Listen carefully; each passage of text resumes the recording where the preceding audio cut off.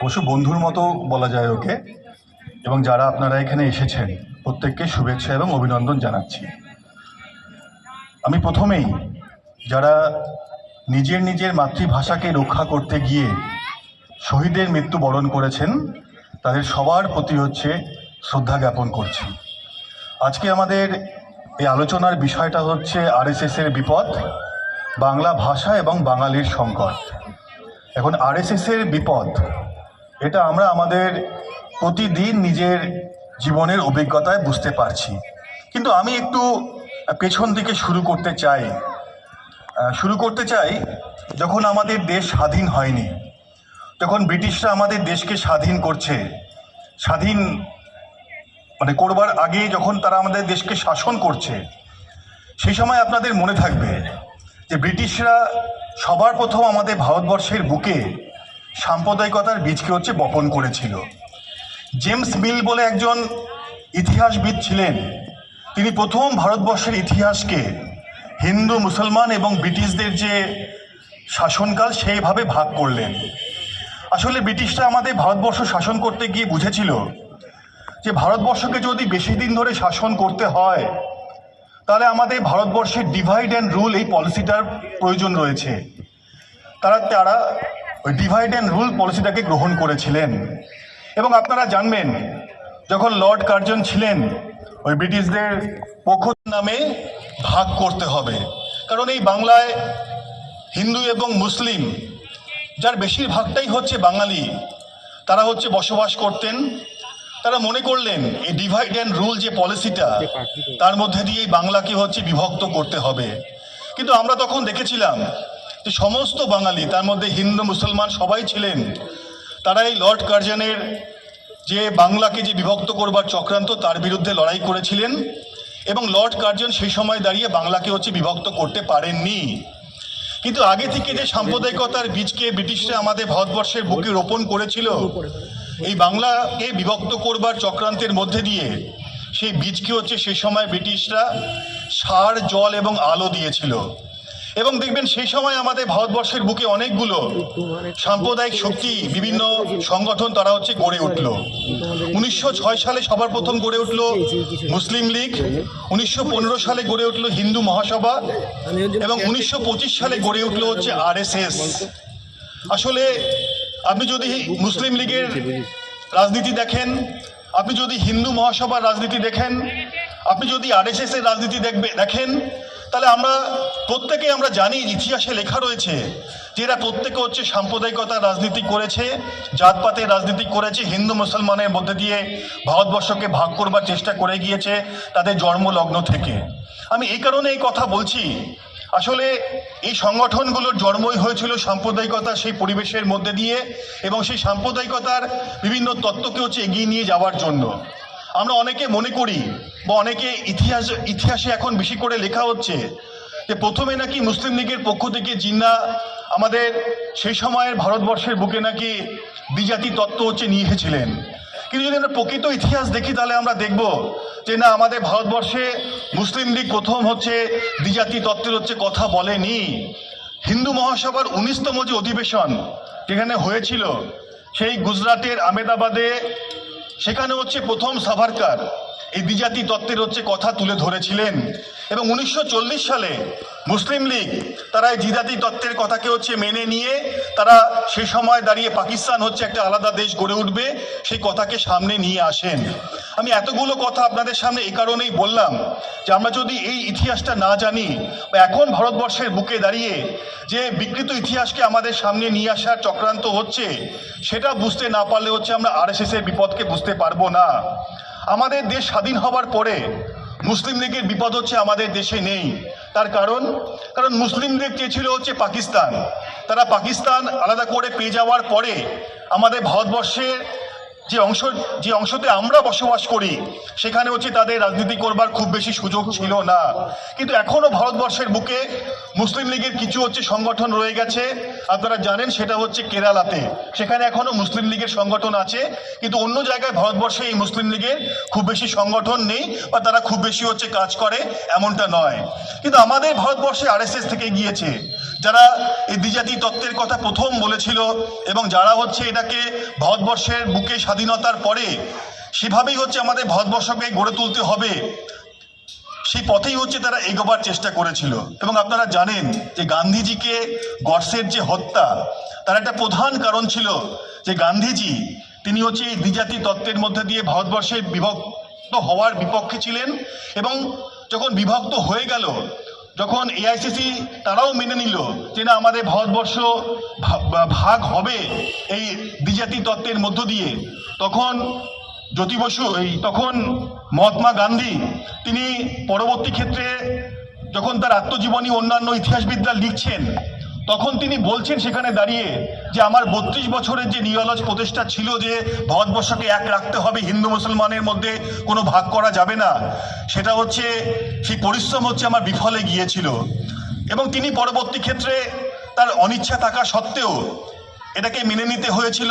কিন্তু তিনি চেয়েছিলেন যে যেভাবে হচ্ছে আরএসএস বা হিন্দু মহাসভা এরা হচ্ছে ভারতবর্ষ স্বাধীনতা পরবর্তী সময় হচ্ছে এগিয়ে যাবে বলে ঠিক করেছিল, সেটা আমাদের ভারতবর্ষের বুকে হতে পারবে না এবং সেটা হতেও পারেনি।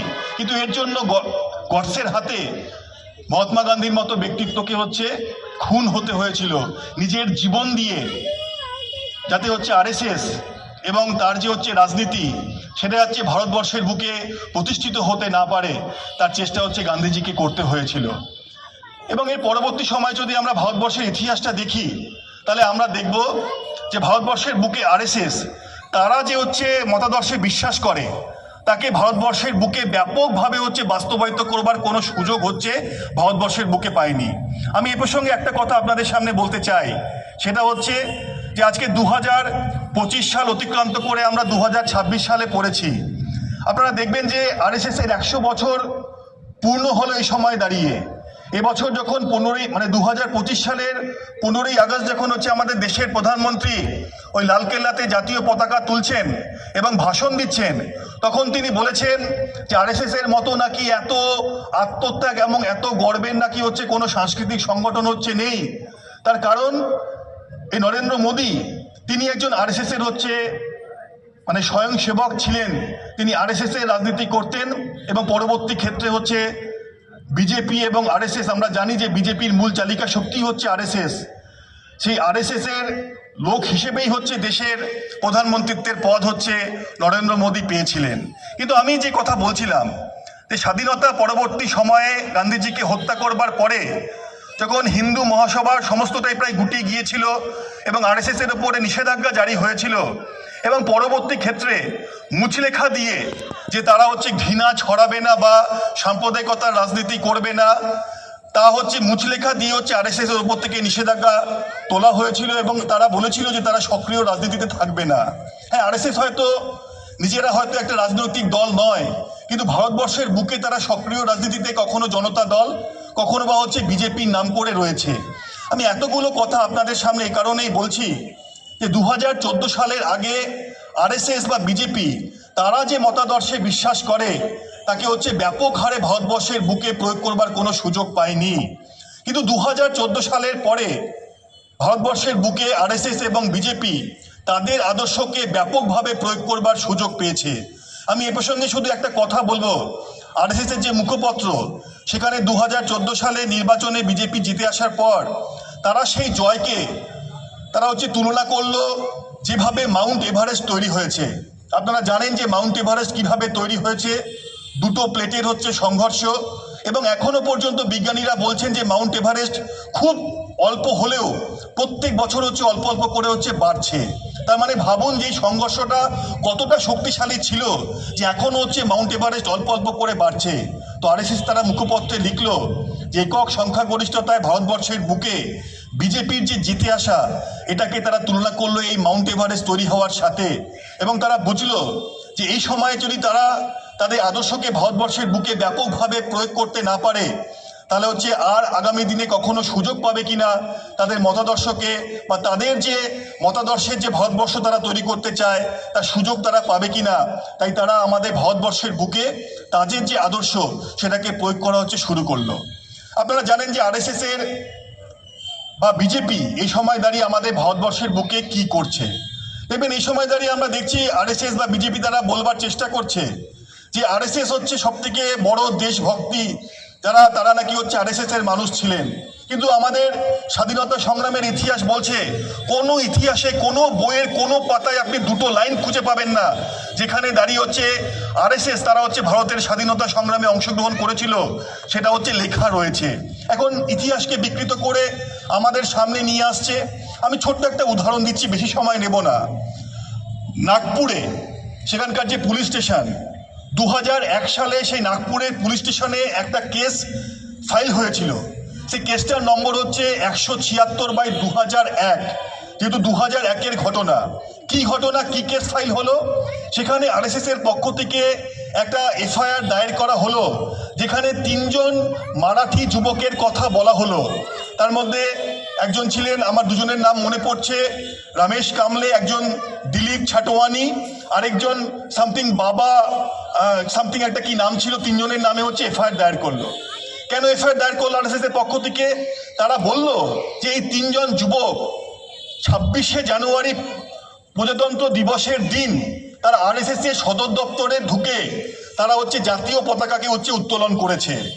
যখন মামলা চলছে তখন যিনি বিচারক ছিলেন তিনি সমস্তটা শুনে বললেন যে এই মামলাকে হচ্ছে আমি খারিজ করে দিচ্ছি, কারণ কেউ যদি হচ্ছে দেশের পতাকা উত্তোলন করে সেটা হচ্ছে কখনোই শাস্তিযোগ্য অপরাধ হতে পারে না। কিন্তু আরএসএস কেন হচ্ছে তাদের বিরুদ্ধে হচ্ছে এফআইআর করেছিল? তখন যে 3 জন যুবক তারা হচ্ছে অভিযুক্ত ছিলেন এই মামলাতে, তারা হচ্ছে তাদের আইনজীবী দেশের সামনে বলল যে 2001 সালের আগে আরএসএস কোনোদিনও তাদের সদর দপ্তরে জাতীয় পতাকা হচ্ছে উত্তোলন তারা করেনি, তার মানে তারা দেশের জাতীয় পতাকাকে হচ্ছে মানে না। এটা তো একটা ছোট্ট ঘটনা। আমি সংবিধানের ওপরে কিভাবে আক্রমণ হচ্ছে আপনারা প্রত্যেকে জানেন যে আমাদের সংবিধানের অভ্যন্তরে ধর্ম নিরপেক্ষতা এই শব্দটাকে হচ্ছে মুছে ফেলতে চাই এই আরএসএস। এই কিছুদিন আগে আপনারা জানেন যে আমাদের ভারতবর্ষে সংসদের হচ্ছে নতুন ভবন উদ্বোধন করেছিলেন সে সময় দাঁড়িয়ে নরেন্দ্র মোদী, এবং তার ভিত্তিপ্রস্তর স্থাপন উদ্বোধন নিয়ে অনেক বিতর্ক আছে।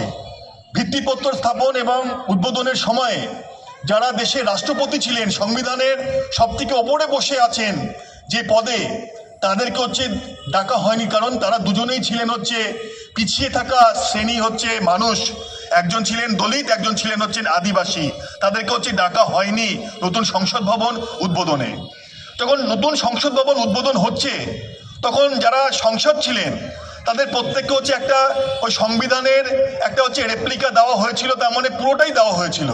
তো হঠাৎ করে দেখা গেল যে 42তম সংশোধনীতে আমাদের ভারতবর্ষের সংবিধানে, যে সংবিধান হচ্ছে পৃথিবীর সবথেকে বড় লিখিত সংবিধান, সেখানে ভিতরে ধর্মনিরপেক্ষতা এবং সমাজতান্ত্রিক ভারতবর্ষ এই কথা হচ্ছে নেই। তখন সবাই প্রতিবাদ করলেন যে এটা কি করে হয়। তখন বিজেপির পক্ষ থেকে বলা হলো যে না, এটা হচ্ছে একদম সবার প্রথমের হচ্ছে সংবিধান, পরবর্তীকালে যে সমস্ত সংশোধন হয়েছে সেগুলো এর মধ্যে উল্লেখ করা নেই। কিন্তু দেখা গেল যে বাকি সমস্ত সংশোধনী রয়েছে, কিন্তু 42তম সংশোধনীতে যে ধর্মনিরপেক্ষতা এবং সমাজতান্ত্রিক ভারতবর্ষের কথা বলা হলো সেটাকে হচ্ছে আরএসএস মুছে ফেলেছে। আসলে সেদিন তাদের কি উদ্দেশ্য সেটা একবার ভারতবর্ষের রাজনীতিতে হচ্ছে পরীক্ষা করে নেওয়ার মতো করে তারা সুযোগ মনে করে সেটা করবার চেষ্টা করেছিল, কিন্তু প্রতিবাদ হয়েছিল। এই যে এখানে মহিলা সমিতি নেতৃত্বরা রয়েছেন, অনেকে মহিলা রয়েছেন। আমরা জানি যে এই সময় দাঁড়িয়ে আমাদের ভারতবর্ষের বুকে আরএসএস মনুবাদকে হচ্ছে লাগু করতে চায়, যে মনুবাদ মেয়েদেরকে মানুষ হিসেবে গণ্য করতেই হচ্ছে রাজি নয়। সেখানে মহিলাদের বিরুদ্ধে এমন এমন কথা লেখা রয়েছে যেগুলো কোনো সভ্য সমাজে মানুষ হচ্ছে মেনে নিতে পারেন না। কিন্তু আমাদের দেশে যখন সংবিধান তৈরি হচ্ছে, যখন বিস্তর আলাপ আলোচনা চলছে, প্রচুর সংশোধনী, প্রচুর হচ্ছে মানে সাজেশন, তারপরে দাঁড়িয়ে আমাদের দেশের এই সংবিধান তৈরি হয়েছে। যখন সংবিধান তৈরি হওয়ার পর সেটা চালু হবে, তখন আরএসএস তাদের মুখপত্রে লিখেছিল যে এই সংবিধানের প্রয়োজন নেই, মনুবাদ আছে, মনুবাদকে সামনে রেখেই হচ্ছে ভারতবর্ষ এগোতে পারে, সংবিধানের পরিবর্তে হচ্ছে মনুবাদ হোক। আমি জাস্ট ছোট্ট একটা উদাহরণ আপনাদের সামনে দেই, যে কিছুদিন আগে অপারেশন সিন্দুর হয়েছে, আপনারা জানেন যে সেটাকে কেন্দ্র করে অনেক বিতর্ক রয়েছে। সেই বিতর্কের মধ্যে হচ্ছে আমি যাচ্ছি না। যখন অপারেশন সিন্দুর হলো এবং রাত্রেবেলা যখন আমাদের ভারতবর্ষের মিডিয়া একটার পর একটা মিথ্যে ঘটনা, মিথ্যে ছবি আমাদের সামনে নিয়ে আসছে, এবং বিভিন্ন আমাদের দেশের বাইরে মিডিয়া যখন তারা বলতে শুরু করলো যে ছবিগুলো সঠিক নয়, ভারতবর্ষের মিডিয়া সঠিক খবর পরিবেশন করছে না, তখন আমরা দেখলাম তার পরের দিন যে ভারতবর্ষের মানে সেনাবাহিনীর পক্ষ থেকে যারা হচ্ছে সংবাদ মাধ্যমে ব্রিফ করতে আসলেন, এবং অবশ্যই আমাদের সরকারের যারা হচ্ছে আধিকারিক রয়েছেন তারাও হচ্ছে উপস্থিত ছিলেন। সেখানে আমরা দেখলাম দুজন মহিলা অফিসার, একজনের নাম ছিল সোফিয়া কুরেশি, আপনারা জানেন, আরেকজনের নাম ছিল হচ্ছে ভূমিকা সিং। তারা সেই প্রেস যেখানে হচ্ছে তারা ব্রিফ করতে এসছেন, তারা উপস্থিত ছিলেন এবং তারা প্রেস ব্রিফ করলেন। আমাদের সবার খুব ভালো লেগেছিল। সবাই মনে করেছিল দেখো এই বিজেপি সরকার কত ভালো চাই মহিলাদের জন্য, যে এরকম একটা যেখানে সারা বিশ্ব তাকিয়ে প্রেস ব্রিফ মানে স্টেটমেন্টগুলো শুনবে, দেখবে সবাই, সেখানে দুজন মহিলা এসে তারা হচ্ছে প্রেস স্টেটমেন্ট দিচ্ছে। আমাদেরও খুব ভালো লেগেছিল, সেটা নিয়ে আমাদের কোনো অসুবিধার কিছু নেই। কিন্তু আমি শুধু আপনাদের সামনে বলতে চাই যে আমাদের অন্যান্য ক্ষেত্রে তো মহিলাদের উপর কিভাবে শোষণ হচ্ছে আপনারা জানেন, আমি অত কথার মধ্যে যাচ্ছি না। কিন্তু আমাদের দেশের বিভিন্ন সময় সরকারগুলো এবং এই বিজেপি কিভাবে মহিলাদেরকে দেখে, যখন সোফিয়া কুরেশি আর ভূমিকা সিংকে আপনারা দেখলেন, তার আগে আমরা জানি না আপনারা কেউ একটা ওটিটি প্ল্যাটফর্মে একটা সিনেমা প্রকাশিত হয়েছিল, সেই সিনেমাটার নাম ছিল হচ্ছে গুঞ্জন সাক্সেনা দ্য কার্গিল গার্ল। আপনারা কেউ দেখেছেন কিনা? যদি না দেখে থাকেন এই সিনেমাটা একবার দেখবেন। 2020 সালে কোভিড প্যান্ডেমিকের সময় এই সিনেমাটা হচ্ছে এসেছিল। গুঞ্জন সাক্সেনা একজন ভারতবর্ষের এয়ারফোর্সের হচ্ছে পাইলট ছিলেন। তিনি ফাইটারদের চালাতেন না, তিনি হেলিকপ্টার চালাতেন। যখন কার্গিল যুদ্ধ হচ্ছে তখন তিনি সেই যুদ্ধতে অংশগ্রহণ করেন। যখন আমাদের দেশের সেনারা ওই যুদ্ধে গিয়ে আহত হচ্ছেন, তাদের খাবার শেষ হয়ে যাচ্ছে, পানীয় জল প্রয়োজন, তখন এই গুঞ্জন সাক্সেনা যেখানে হেলিকপ্টারকে ল্যান্ড করানো যায় না, সেখানেও তিনি ল্যান্ড করে যিনি গুলি খেয়েছেন বা অসুস্থ হয়েছেন সেনা, তাকে উঠিয়ে হাসপাতালে নিয়ে গিয়েছেন। এমনও উদাহরণ আছে রাত্রেবেলা হেলিকপ্টার ওই দুর্গম জায়গায় উঠতে পারে না, খাবার পৌঁছতে হবে, তিনি হচ্ছে হেলিকপ্টার নিয়ে গিয়ে হচ্ছে খাবার পৌঁছেছেন। 2004 সাল হঠাৎ করে হচ্ছে সেই গুঞ্জন সাক্সেনার হাতে একটা চিঠি ধরিয়ে দিল এয়ারফোর্স, বলে আপনি অনেক দিন কাজ করেছেন, অনেক ভালো কাজ করেছেন, এবার আপনাকে হচ্ছে এয়ারফোর্সটা ছাড়তে হবে, তার কারণ এর থেকে বেশি চাকরি করার অনুমতি হচ্ছে আমরা আপনাকে দেব না। সেই গুঞ্জন সাক্সেনা তিনি পরে আইনি লড়াই লড়েছিলেন, তার সাথে অন্যান্য অনেক মহিলা পাইলট এয়ারফোর্সের, তারাও হচ্ছে সেই মামলায় যুক্ত হয়েছিলেন। আপনি জানেন 2020 সালে সেই মামলায় সুপ্রিম কোর্ট প্রথম বলল যে না, যে মহিলাদেরকে হচ্ছে কাজ করবার অধিকার দিতে হবে, তারা হচ্ছে ওই কয়েকদিন কাজ করে তাদেরকে ছাঁটাই করা যাবে না।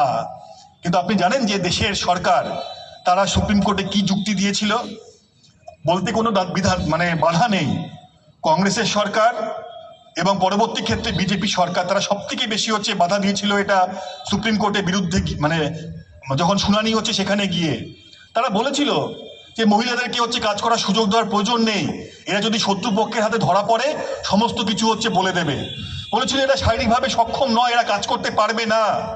এই ধরনের যুক্তি একটা পিতৃতান্ত্রিক সমাজে যে কথাগুলো হচ্ছে বলা হয়, দেশের সরকারের আইনজীবী সুপ্রিম কোর্টের ভেতরে গিয়ে সেই কথা বলেছিল।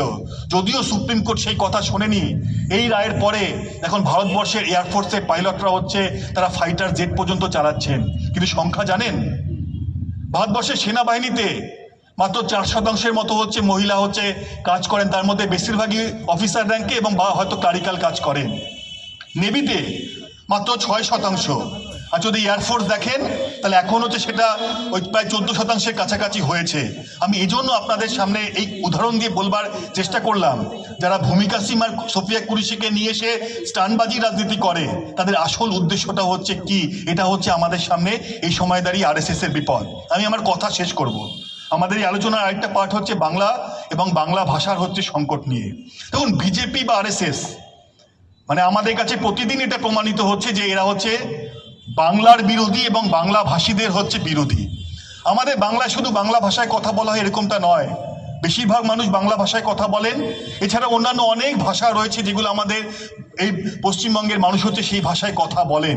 কিন্তু অদ্ভুত দেখুন, আমাদের রাজ্য থেকে যারা কাজ করবার জন্য অন্য রাজ্যে যাচ্ছে, রসন এখানে বলছিল, পাপাইও এখানে বলছিল যে তারা শুধুমাত্র বাংলায় কথা বলেন বলে তাদেরকে বাংলাদেশি মানে বলে তাদের উপরে অত্যাচার করা হচ্ছে। এই মাত্র 2 মাসে বা 2.5 মাসে প্রায় 14 জনের ওপর হচ্ছে শ্রমিক যারা কাজ করতে গিয়েছে অন্য রাজ্যে, তাদেরকে হচ্ছে পিটিয়ে মেরে ফেলা হয়েছে।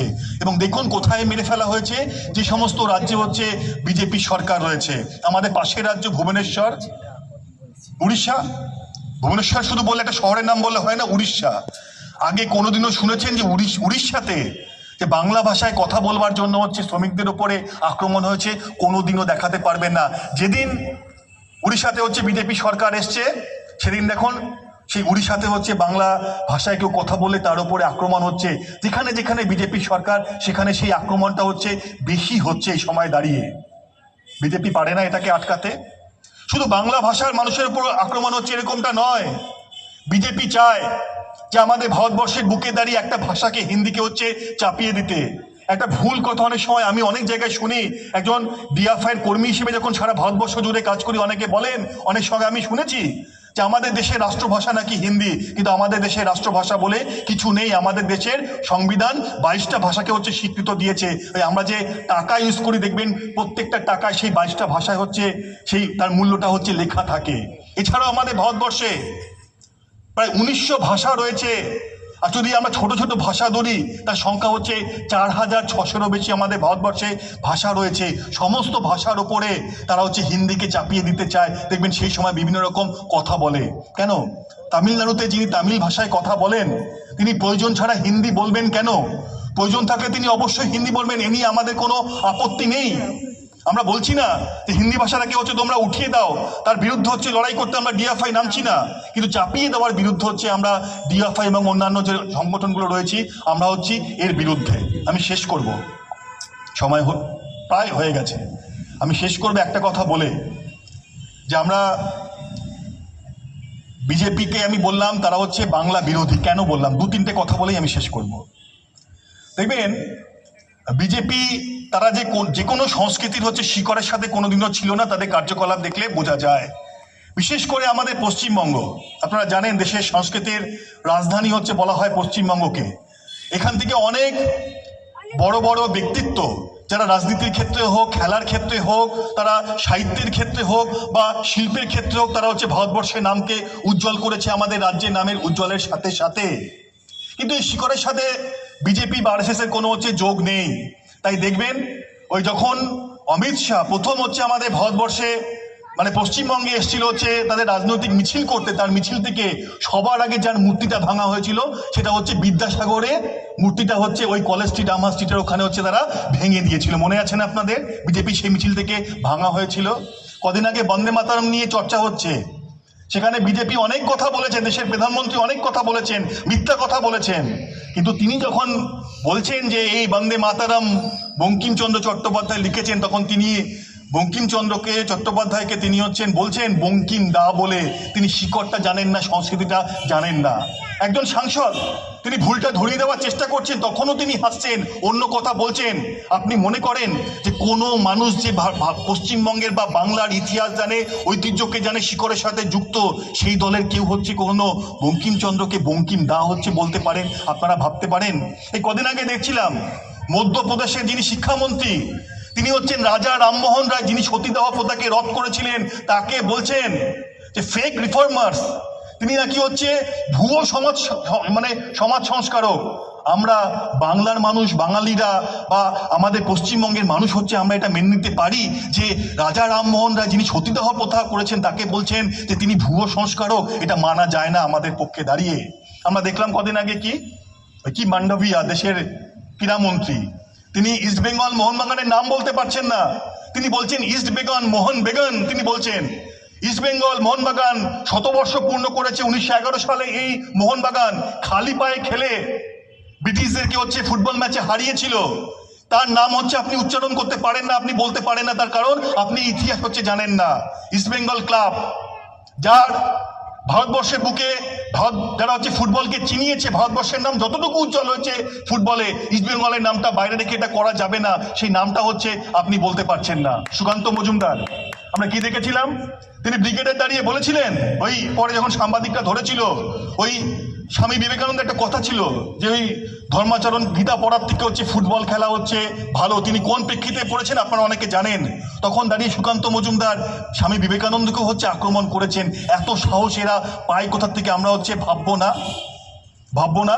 এরা সম্পূর্ণ হচ্ছে বাংলা বিরোধী এবং বাংলা ভাষীদের হচ্ছে বিরোধী, বাংলা ভাষার হচ্ছে বিরোধী, অন্যান্য ভাষারও হচ্ছে তারা বিভিন্ন সময় দাঁড়িয়ে এই বিরোধিতা করেছেন। আমি আমার কথা শেষ করছি। তাই আমাদের কাছে সেটা হচ্ছে যে আরএসএস এর বিপদ সব দিক থেকে আমাদেরকে গ্রাস করছে, এর বিরুদ্ধে হচ্ছে আমাদেরকে লড়তে হবে। পশ্চিমবঙ্গ বিভিন্ন সময় দাঁড়িয়ে মানুষকে রাস্তা দেখিয়েছে, আমাদেরকেও রাস্তা দেখাতে হবে এবং আমাদের পশ্চিমবঙ্গ এই আরএসএস কে হচ্ছে আমরা প্রতিরোধ করতে পারবো, প্রতিহত করতে পারবো, বিজেপিকে আমরা পারবো। এই সময় দাঁড়িয়ে এটাই হচ্ছে সময়ের দানি। সবাইকে ধন্যবাদ, শুভেচ্ছা জানিয়ে আমি আমার কথা শেষ করলাম।